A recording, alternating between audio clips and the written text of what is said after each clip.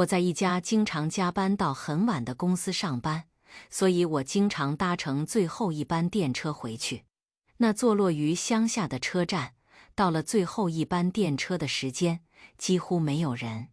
刚到那间公司上班的时候，我很常在那空荡荡的月台上等候最后一班电车。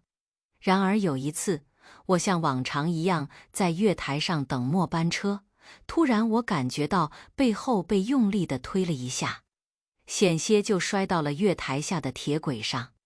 我惊讶地立刻转过身去，但却一个人也没有，什么也没看到。不过那时我听到了一个声音，是一个感觉很阳光的男性的声音。他笑着说：“哈哈哈，抱歉，抱歉。”当时我感到非常恐慌，心里想着希望电车快点来啊。然而那个声音每隔2-3个月就会准时的出现。有一次是在我下楼梯的时候被推了一下，还有一次是在电车的门快要关上的瞬间，感觉手被拉住了。而每次都会听到那个阳光男性的声音，那声音总是笑着说：“哈哈，抱歉抱歉。”但发出声音的地方什么人也没有。但我就这样子听到了。后来我对公司逐渐熟悉，工作业务也上轨道了。然后有次我和前辈喝酒后准备回家，我像往常一样等最后一班电车时，又再一次的被人从背后用力地推了一下。因为当时喝醉了，我也稍微变得大胆了，于是我便怒吼道：“你试够了没？”然后我又听到了那个声音，仍然是那个感觉很阳光的男性声音。他笑着说：“哈哈，抱歉抱歉了，下次我一定会杀了你。”自从那天起，我便开始骑自行车和搭公车上下班了。虽然上下班变得很不方便，但是我可不想找死。这是我亲身经历的故事。虽然没发生什么特别明显的事情，但总觉得有些诡异和奇怪。以前我经常光顾一家全国连锁的拉面店，因为我上下班开车，所以时不时都会自己一个人去吃饭。作为一个单独用餐的客人，店员总是安排我坐在相同的位置。那天，我像往常一样坐下来，点了一份富炒饭的套餐。在等待食物上桌时，我随手拿出手机浏览器，随意搜索一些字词，消磨时间。突然，我发现手机画面的感觉和平常不太一样，画面上有几行醒目的大字：提供帮助，现在即可咨询心理健康咨询热线。那时我才惊觉，是不是自己无意间输入的关键字是关于自杀的。不过，我想起最近有一些关于名媛自杀的新闻，那些网页通常会附上心理健康的相关连接，可能不小心点到了。我甚至还想着，如果这些讯息能让某个人改变心意，也算是件好事吧。然而，就在这一刻，我忽然意识到一个令人不安的事实。等一下，我上周在这个位置上好像真的搜索过自杀这个字。我环顾四周，试图找出店内是否有任何与自杀有关联的资讯或线索，但却什么都没看到。我并没有任何想死去的念头，最近也没有经历什么让人绝望的事情。但搜索过的记忆不像是简单的既视感，它鲜明的令人毛骨悚然。我越想越觉得不对劲，难道是坐在这个位置的关系吗？我的直觉告诉我，可能不是位置，而是待在这家店就会有危险的事情发生。于是我赶紧起身，然后向店员道歉后就匆匆离开了。第二天，我在社交平台上分享了这段经历。很快的，我就收到了许多私信和留言，那些人写道：“你是被拉进去的吧？小心一点，以后千万别再去那家店了，别随意搜索奇怪的词语。”看到那些网友们的警告，我心里有些不安，但也没太放在心上，只觉得是网友们过于敏感了。几天过后，我也已经把这件事抛到脑后了。然而有一天，我工作结束后，在车里一边塞车，一边跟女朋友进行视频聊天。我们聊着晚餐的话题，他突然严肃地说：“那家拉面店你不会再去了吧？记得别再去了。”我笑着敷衍他说：“怎么可能再去？放心吧。”但就在这时，我突然看到前方不远处那家拉面店的招牌赫然映入了眼帘。我看到后心里呛了一下，然后立刻打方向盘左转，离开了那条路。我女朋友透过视频看到了背景，察觉到我的行动，她语气放松了一些，说道：“去附近的乌龙面店也可以，但别靠近拉面店。”我假装无所谓地回答他说：“刚才只是顺路经过而已。”但此刻，我的内心其实已经感到一丝丝的异样了。后来，当我抵达目的地，准备结束通话时，女朋友突然尖叫了起来。她说：“等等，你那里不是拉面店吗？我看到在你背景里是拉面店的招牌。”那时候，我瞬间大脑一片空白。我居然无意间又回到了那家店。后来我想都没想就发动引擎，慌忙逃离那个地方。至今我还不敢确定，那里是不是有某种力量在作祟，吸引人们。如果当时没有女朋友的提醒的话，我是否会再次坐在那个熟悉的位置，然后搜索自杀之类的关键字呢？如果这种情况维持的时间一久之后，会发生什么事情呢？我真的不敢想象。不久前，我的父亲再婚了，我迎来了新的母亲，但那个女人却是一个像电视剧中那样令人厌恶的女人。她对着我父亲总是一副好脸色，但在我面前却总是骂声连连。那一天，我的父亲和那个女人一起去旅行，因此我决定叫朋友来过夜。我们三个都非常喜欢恐怖故事，那天一起在电脑上浏览各种恐怖网站，但是普通的灵异体验已经满足不了我们了，于是开始看一些诅咒的方法、自杀网站等危险的东西。就在这时，我们发现了一个让讨厌的人不幸的诅咒方法。这个方法的具体步骤是：首先在半夜用塑胶瓶装进10日元的硬币，再把讨厌的人的头发放进去，然后在心里默念着讨厌的人的名字，接着说2次去死之后，再把瓶盖盖上，然后把它埋在神社里，诅咒就会自动生效，被诅咒的人会陷入不幸的深渊。这内容听起来像小学生想出来的诅咒方法，但其他的诅咒需要用到猫的血或是老鼠尸体等难以取得的材料，所以我们决定先试试这个。我们拿来了塑胶瓶，再从那女人的枕头上取来了头发。朋友有点担心地说：“如果真的被诅咒怎么办？”但我心里真的很想让那样的女人死去，于是毫不犹豫地决定执行。当时房间里是亮的，但我感觉空间中有种奇怪的感觉。我把10日元的硬币和那女人的头发放进去后，我在心里默念着：无论是什么神明，请杀了那个女人。然后盖上瓶盖。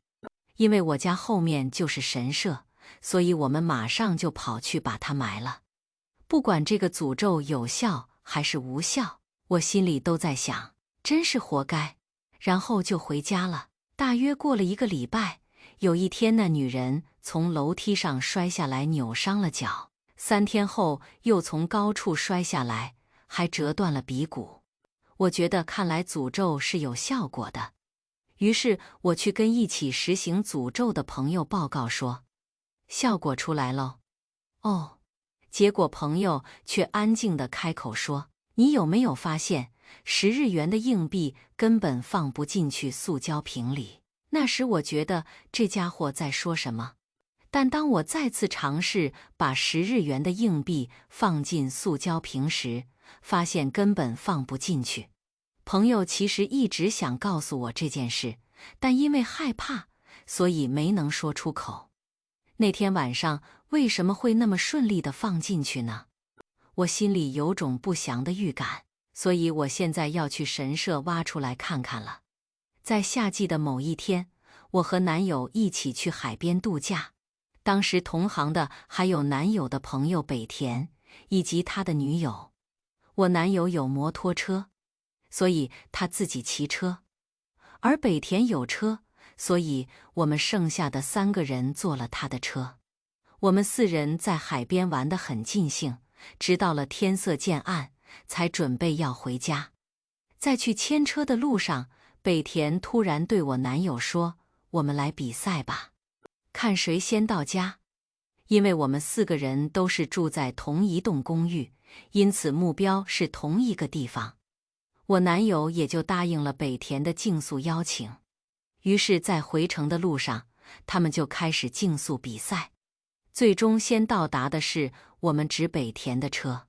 北田和他的女友为赢得比赛而高兴，而我则是有些担心，因为男友的摩托车骑得很熟练，照理来说他应该会先到，但当天晚上他一直都没有回来。隔天，当我醒来时，听到了让我无法相信的消息。北田和他的女友带着一副悲伤和不安的神情，来到了我的房间。北田开口了：“今天早上我接到警察的通知，说你男友竹原，他在转弯时发生了车祸，撞上了护栏，当场死亡了。”我在听到这个消息后无法接受，伤心地倒在了地上。然而，北田和他的女友接着说了一个更让人震惊的消息。先开口的是北田的女友，她说：“我们刚刚不是说警察来联络的时候是早上吗？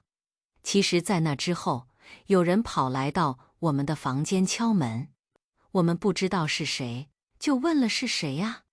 然后那个人回答说他是竹原，这令我们感到非常害怕。当时我一时间听不懂他在说什么，只是静静地看着他们。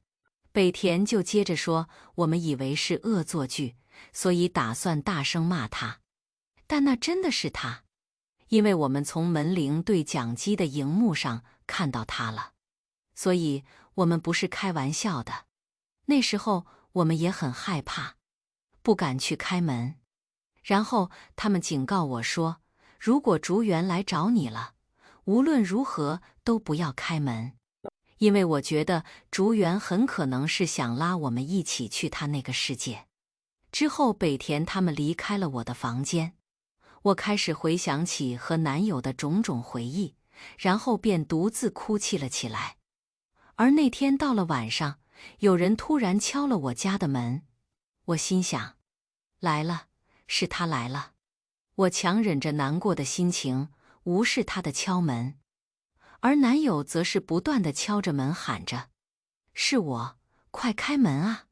那时我躲在房间的角落里，拼命捂住耳朵，但是回忆与怀念让我无法抗拒。最终，我还是向门走了过去。门外的男友喊道：“开门啊，是我啊！”然后敲门声越来越大声。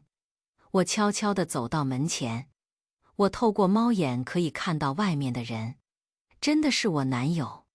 看到他后，我泪水不由自主地流下来。不知不觉中，我也快要忍不住想开门了，但我也想起他早已经死了。于是我大喊道：“你已经死了！”在我喊完后，敲门声反而变得越来越猛烈。当时，我为了让男友能早点安息，情急之下，我下定决心打开了门。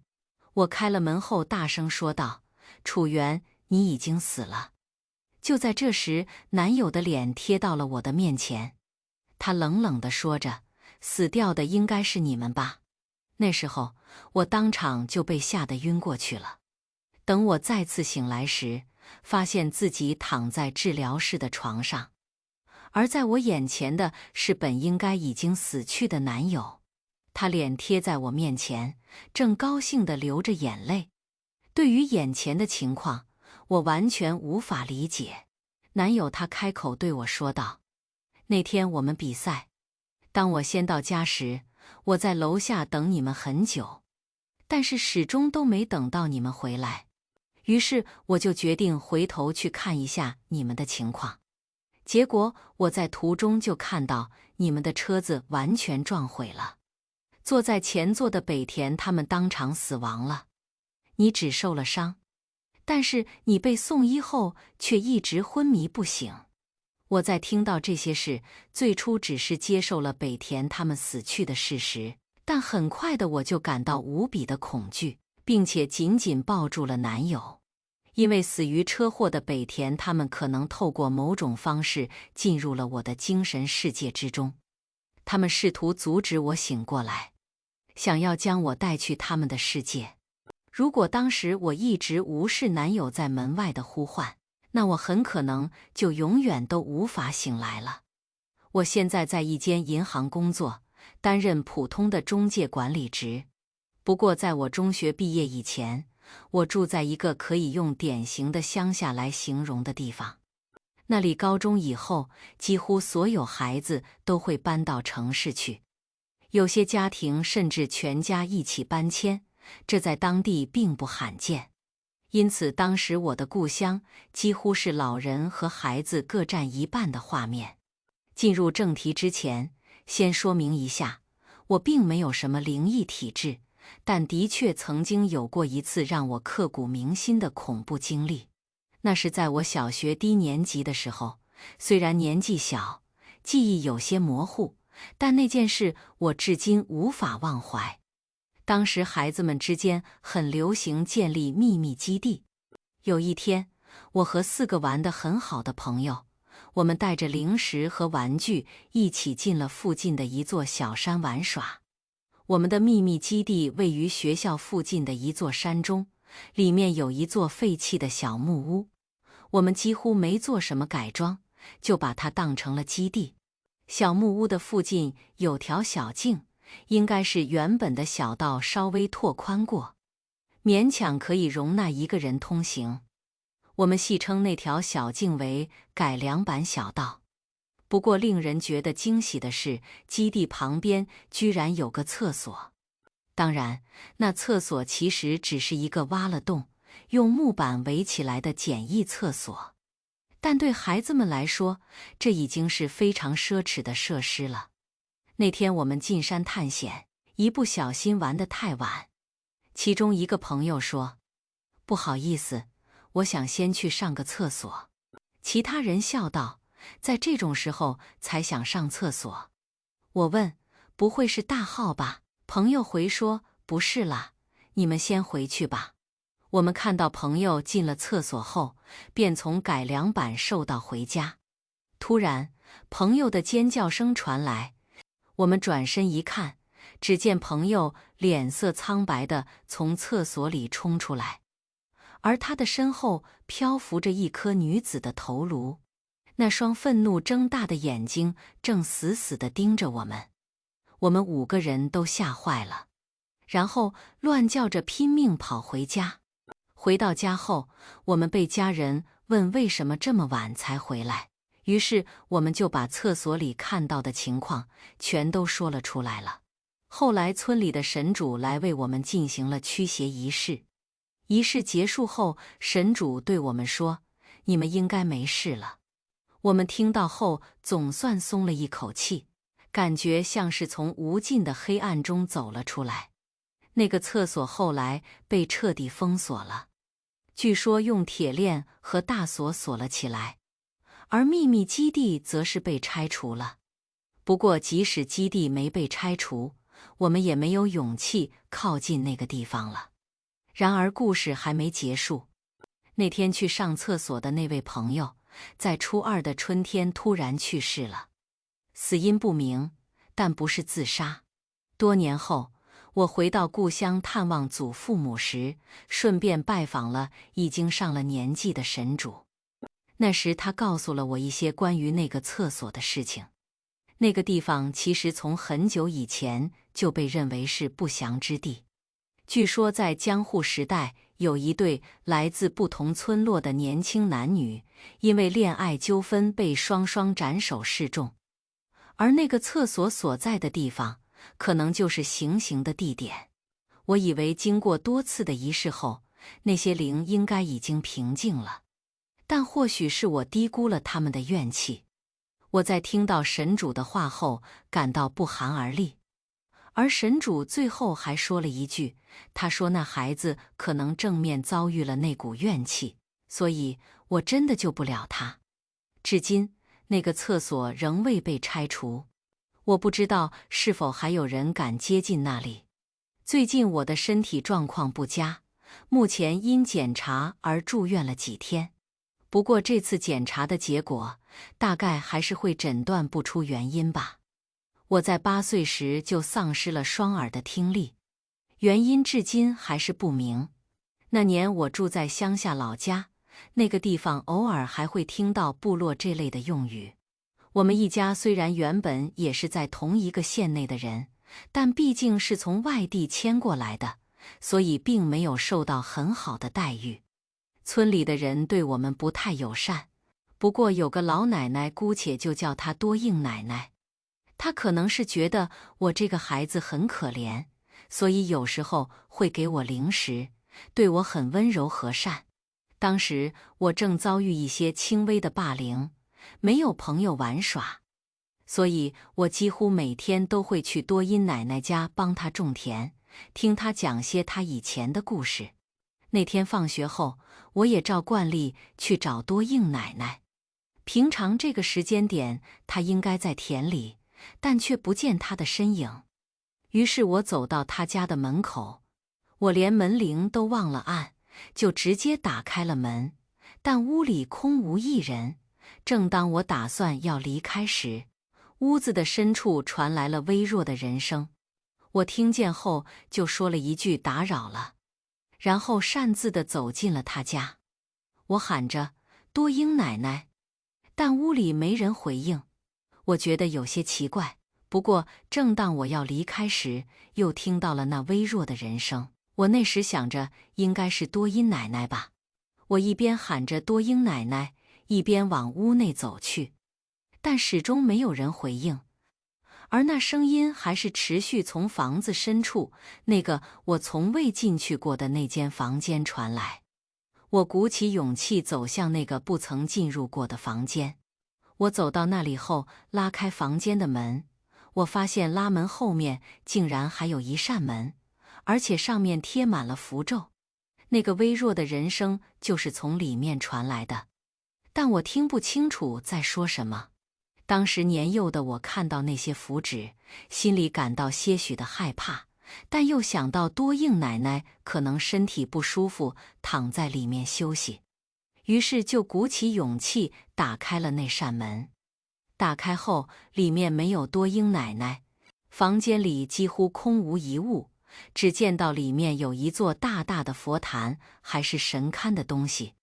从佛坛里传来温柔细微的声音，那声音像是蚊子的鸣叫。由于我听不清楚他在说什么，于是我便想要走进佛坛。然而正当我要踏入房间的那一瞬间，一股强烈的恐惧感袭来，仿佛是在警告我危险。虽然我一度停下了脚步，但随即我像是被某种力量给吸引了一样，一步步继续朝佛坛走去。走到佛坛前，我再次听到那微弱的声音，他说：“孩子，能帮我打开这里吗？”尽管我的本能告诉我绝不能开启它，但是我身体却不受控制地伸手去碰佛坛的门。就在我打开佛坛的瞬间，我闭上了眼睛，之后鼓起勇气睁开眼时，看到里面是一束头发。此时玄关传来了多音奶奶的声音，喊着：“小心，是你来了吗？”听到多音奶奶的呼喊后，我急忙地关上了佛坛的门，想赶快离开房间，但多英奶奶已经走到房门口了。她满脸惊恐地向我逼近，她严肃地问我：“小新，你在这里干什么？”我听到声音，以为是奶奶在里面。多英奶奶急忙地问我说：“你打开了吗？你有没有把那个门打开？”当时我因为害怕被多英奶奶责怪，所以我撒了谎说没有打开。多英奶奶听了后跪下哭了起来，她庆幸地说道：“太好了，没打开就好。”之后，她把我带出房间，关上了2道房门后说：“我们现在去寺庙，你父母那边奶奶会帮你通知他们，不用担心。”虽然那时候我也不知道发生了什么事，但我还是跟着她前往寺庙。到达寺庙门口时，已经有一位和蔼的和尚在那边等着我们。和尚看起来大约40多岁，很和善。和尚说：“请这边走。”我走进寺庙，和尚低声地问我：“我听说了情况，你只进了那个房间，没打开佛堂的门吧？”那时候我不知道该怎么回答，于是多英奶奶再次问道：“小新，你没打开吧？”虽然搞不清楚发生了什么事，但我知道事态变得很严重，可能会被责骂，所以我再次说了谎，低头默默地回答道：“没有。”和尚听到后就说：“那就好，我会诵经处理的。”接着我在寺庙接受了类似驱邪的仪式。离开时，和尚给了我一个放有符咒的护身符。我拿到护身符出了寺庙，我父母已在寺庙门口等我。当时多英奶奶似乎要向父母道歉时，我父亲直接打断她说：“以后别再接近我们的孩子了。”多英奶奶一脸伤心地低下了头。在回程的车上，我试着向父母解释，不是奶奶的错，是我自己闯进去的。但他们只说：“总之从今以后别再去那户人家了。”那晚疲惫不堪的我早早就上了床。我把护身符放在枕头旁边。不知过了多久，我醒来，无意间看见护身符被撕成了碎片，而且还像被火烧过一般变成了焦黑。此时我察觉到了一丝的异样，四周安静的恐怖，连一点虫鸣声也没有。忽然，我感觉到窗外有什么东西。当我转头看过去，就看到一个女人在那里。我看到后立刻转开视线，但那身影令我记忆犹新。那女人头发乱七八糟，脸上皮肤异常的鲜红，双眼像是黑洞般深不见底，而且她嘴角裂开，正恐怖地笑着。我被吓得连忙缩回被窝，浑身不停颤抖。那时我才惊觉到一件事，我连棉被摩擦的声音也听不见。看来不是周围变安静了，而是我的耳朵听不见了。隔天，父母带我去看医生，诊断结果是原因不明。因为我的耳朵构造一切正常，父母隐约觉得这事情跟多英奶奶家发生的事有关，但出于恐惧，他们选择不再介入。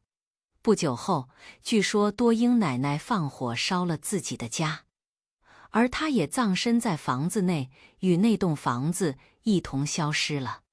过了几年后，我跑去寺庙找和尚，把事情告诉了他。因为我听不见，所以我们用纸笔进行了笔谈。当时我问和尚说：“那是什么东西？”和尚写道：“她叫徐章玲，那女人是诅咒的祭品。多英奶奶的家世世代代负责守护她，且不得透露给外人，因为多英奶奶与家人疏远，自己承担起了守护她的责任。而她最终因为违规接触，怀着愧疚自尽了。因为你打开了佛坛的门，那个女人已经自由了，她很可能又会去害人。那女人其实我也无法驱逐。”那晚你收到的护身符或许救了你的命，你的耳聋和护身符的情况就足以显示那东西的危险性。之后和尚建议我最好忘记这一切，但是那个皮肤异常鲜红的女人的笑容，我怎么样也忘不了。多年过去了，我总觉得自己不会活得太久。现在常有外国人入侵寺庙盗走佛像的事件，那样会不会也释放出了什么可怕的东西呢？我一想到有像那样可怕的东西被释放出来，就感到害怕。最后奉劝大家，好奇心过剩可是会有危险的。好了，今天的故事到这就结束了。更多精彩故事，咱们下期再见。欢迎大家在下方评论区讨论。如果你喜欢这类故事，记得点击订阅我的频道，并分享给更多的人。感谢大家的观看。